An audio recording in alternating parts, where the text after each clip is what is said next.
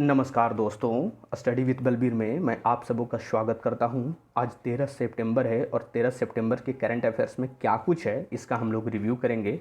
दोस्तों, आप अगर हमारे चैनल पर नए हैं तो चैनल को सब्सक्राइब कर लीजिए और वीडियो को शुरू से लेकर अंतिम तक ज़रूर देखिए क्योंकि सारा क्वेश्चन काफ़ी महत्वपूर्ण है। और शेयर मैक्सिमम कीजिए, लाइक कीजिए। चलिए क्वेश्चन स्टार्ट करते हैं। Who has been appointed new chief minister of Gujarat, यानी गुजरात जो राज्य है उसके नए मुख्यमंत्री कौन बने हैं? तो वो बने हैं भूपेंद्र पटेल। भूपेंद्र पटेल जो हैं ये गोवा के 17वें मुख्यमंत्री बने हैं और इन्होंने विजय रूपाणी को रिप्लेस किया है, यानी विजय रूपाणी के इस्तीफे के बाद ये नए बने हैं मुख्यमंत्री। और यहाँ पे आचार्य देवव्रत जो हैं वो गवर्नर के रूप में काम कर रहे हैं। यहीं पे एक चीज़ और मैं बता देता हूँ कि भूपेंद्र पटेल जी जो हैं वो विधायक, एक टाइम विधायक हैं और जो रहे हैं वो एक जगह है घाट लोडिया, वहाँ से ये विधायक हैं। Next, who has won US men's tennis grand slam 2021, यानी जो ग्रैंड स्लैम होती है वो ये अंतिम ग्रैंड स्लैम थी इस साल की 2021 की, जो है यूएस मेन। तो यूएस जो टेनिस ग्रैंड स्लैम है उसको जीता है 2021 में डेनियल मेदवेदेव ने और ये रशियन प्लेयर हैं, रसिया के टेनिस खिलाड़ी हैं और इन्होंने महान खिलाड़ी नोवाक जोकोविच को हराया है। जो नोवाक जोकोविच हैं सर्बिया के, उनको इसमें हार का सामना करना पड़ा है डेनियल मेदवेदेव के सामने। Next, British Emma Raducanu won US tennis female grand slam 2021 to defeat which player, यानी कि इमा राडुकानु जो हैं उन्होंने किस खिलाड़ी को हरा करके महिलाओं में यूएस टेनिस ग्रैंड स्लैम को जीता है 2021 का? तो वो जीता है, वो उन्होंने हराया है लियाले फर्नांडिस को। लियाले फर्नांडिस जो हैं ये कैनेडियन प्लेयर हैं, कनाडा के खिलाड़ी हैं। और साथ ही साथ ये जो खिलाड़ी हैं आप इस तस्वीर में देख सकते हो, ये जो खिलाड़ी हैं यही हैं इमा राडुकानु और ये ब्रिटिश प्लेयर हैं और ये सबसे कम उम्र की ब्रिटिश प्लेयर बनी हैं जो यूएस जो ग्रैंड स्लैम है उसको जीता है। तो आपको ध्यान रखना है ये मात्र 18 साल की हैं।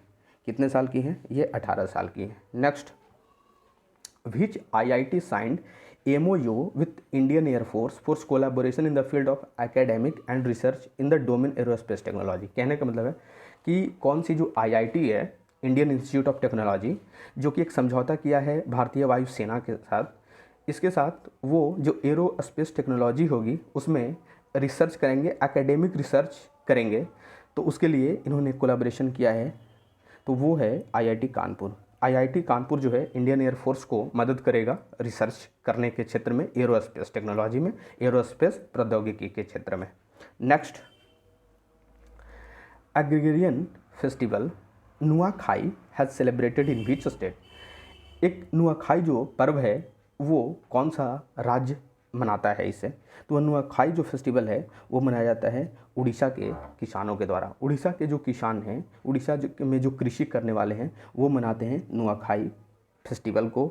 और यहाँ पे नुआखाई का मतलब होता है, नुआ का मतलब होता है नया और खाई का मतलब होता है फूड, खाई का मतलब होता है भोजन, फूड।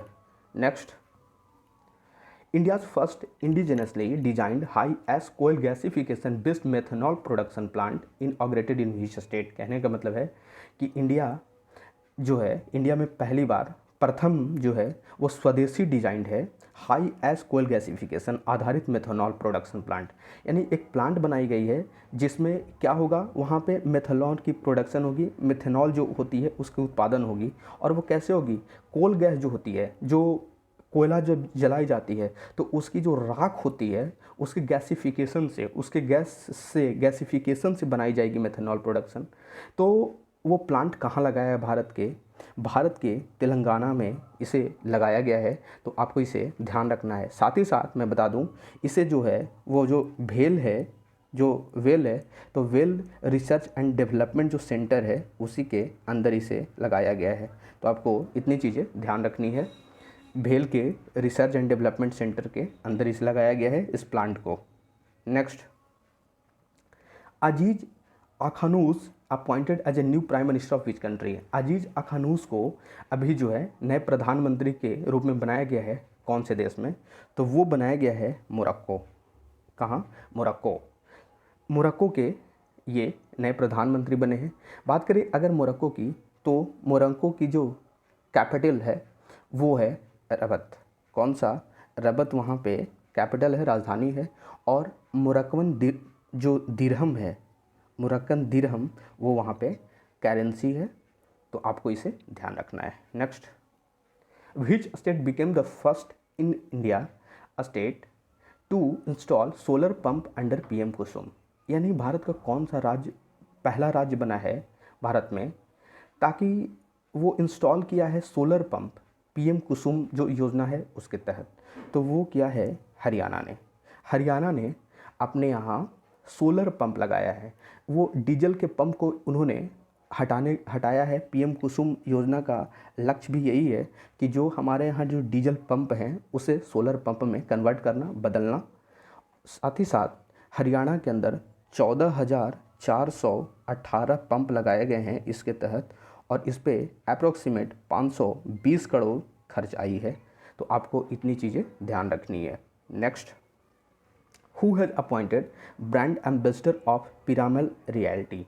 कहने का मतलब है कि जो पिरामल रियलिटी है उसके नए ब्रांड एम्बेसडर जो हैं वो कौन बने हैं? तो आप देख सकते हो इस तस्वीर में राहुल द्रविड़ जो हैं ये नए ब्रांड एम्बेसडर बने हैं।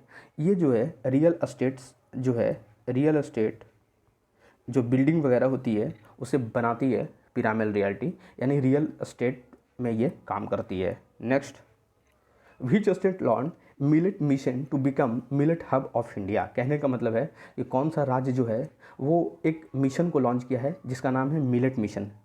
तो और वो जो है भारत में मिलेट हब बनाना चाहती है अपने आप को। तो वो है छत्तीसगढ़ की सरकार। जो छत्तीसगढ़ के भूपेश बघेल सरकार है उन्होंने मिलेट मिशन को लॉन्च किया है। और मिलेट मिशन जो है इसके तहत जो बाजरा है उस पे वहाँ प्रोडक्शन पे जोर दी जाएगी। Next, recently Harmohinder Singh Pahwa passed away at 76 years, he belongs to which field? कहने का मतलब है कि अभी हरमोहिंदर सिंह पहवा की मृत्यु हो गई है तो 76 साल की उम्र में। तो वो कौन से फील्ड से थे? तो वो इंडस्ट्रियलिस्ट थे। वो उद्योग होता है उससे वो संबंधित थे। और मैं बता दूं कि नोवा जो साइकिल होती है, नोवा साइकिल, उसके ये चेयरमैन के रूप में काम कर रहे थे। Next, second world EV day is observe on which day? कहने का मतलब है कि ईवी का मतलब यहाँ पे क्या है? इलेक्ट्रॉनिक व्हीकल, यानी कि जो इलेक्ट्रिक से जो गाड़ी चलती है तो उसके लिए हम लोग दिवस मनाते हैं। तो उसके लिए जो दिवस मनाते हैं वो है 9 सितंबर। 9 सितंबर को हम इसे मनाते हैं। और ये दूसरी बात थी, यानी कि इसे भी जो है 2020 से ही हम लोग मना रहे हैं। तो काफ़ी महत्वपूर्ण क्वेश्चन है। आपको जो भी नई जो भी हम लोग दिवस सेलिब्रेट करते हैं, मनाते हैं, उसे आपको ध्यान रखना है। Next, NASA has selected which space agency to launch GOES-U weather satellite is in 2024? यानी नासा ने अभी कौन से जो अंतरिक्ष यान है उसको सेलेक्ट किया है ताकि वो एक मिशन जो है उसको वो करेंगे। एक सैटेलाइट को वो 2024 में वो भेजेंगे। और वो सैटेलाइट कैसी है? वेदर है, मौसमी जो है उपग्रह है वो, जिसका नाम है GOES-U। तो नासा ने अभी किया है स्पेस एक्स के साथ।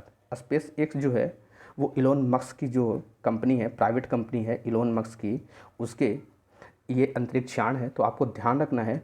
और यहाँ पर ये गोज का मतलब क्या है? तो इसका मतलब होता है the Jio stationery operational environmental satellite, यानी कि पर्यावरण संबंधित जो है उपग्रह है ये।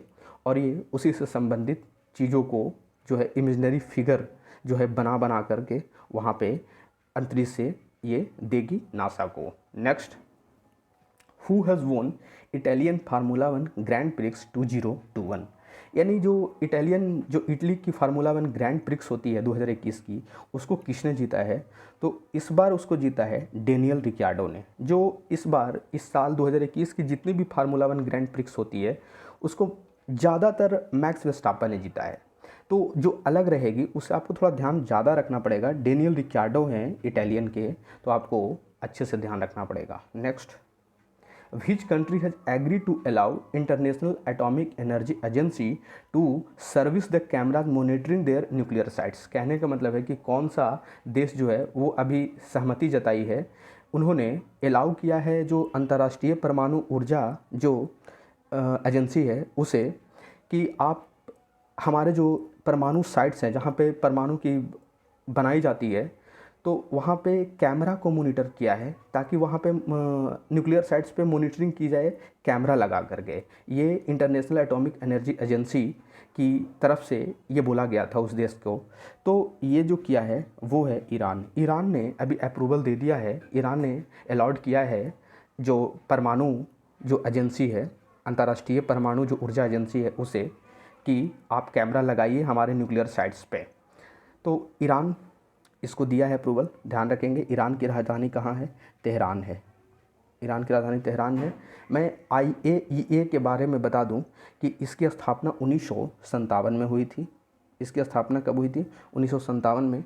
और इसका जो हेड क्वार्टर है वो है वियना। कहाँ है? वियना। और वियना ऑस्ट्रिया, जो ऑस्ट्रिया है, ऑस्ट्रिया जो है उसकी ये राजधानी है। नेक्स्ट दोस्तों, आज की वीडियो यहीं तक रहेगी। आपसे कल फिर नए करंट अफेयर्स के साथ मिलेंगे। तब तक के लिए धन्यवाद।